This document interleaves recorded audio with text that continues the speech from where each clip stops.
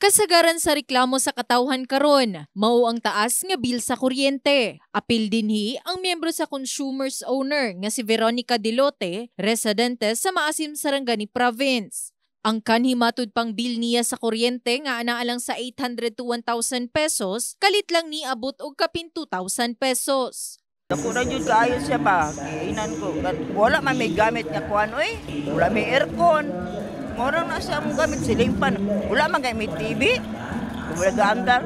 Wala man may signal. Bisan pa man ang taga Pulomolok nga si Lorena Pahayaw, mausab ang mulo. Gani hinaot niya nga matubag kini sa ilahang gitambungang panagkatigom sa members consumers owner sa Socoteco 2. Ang sa karon nga month, ang balay last month ang balayran namon 600 karon nag 1,000 plus.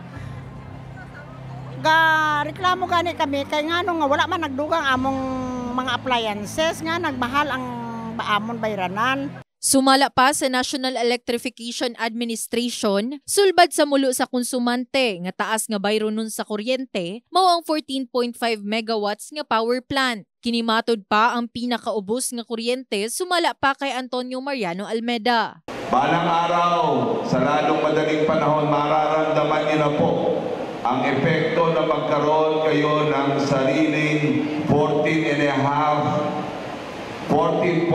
megawatt na hydropower plant dito sa inyong kooperatiba at binibilan ng inyong kooperatiba. At ako'y naniniwala, kaya ako sinasabing pinagmamalaki ko sa Socoteco 2, sapagkat ang Socoteco 2 po ay sa buong riyon o sa buong Mindanao, kayo na ho yata ang may pinakamababang kuryente. Atol sa gipahigayong General Assembly sa Socoteco 2, gihisgutan ang mga programa o benepisyo ngadto sa mga konsumante, sama sa diskwento alang ngadto sa mga senior citizen. Ang mga nitambong gikan sa Jansan, mga munisipalidad sa Sarangani Province sama sa Alabel, Malapatan, Malungon, Maasim, Maitom ug Pulomolok, South Cotabato.